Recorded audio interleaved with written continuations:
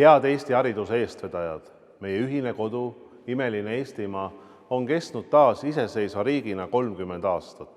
Selle ajaga suutsime hoida, tugevdada oskusi, mille toel saame ise teadlikult koos sajandeid elada. Nende hulgas on oskus pürgida aina parema poole.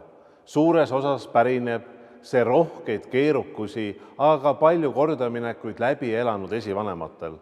Kuid päevast päeva ja põlvest põlve muutub oskus võimsamaks, sest seda nõuavad sihid, mida ise endile seame.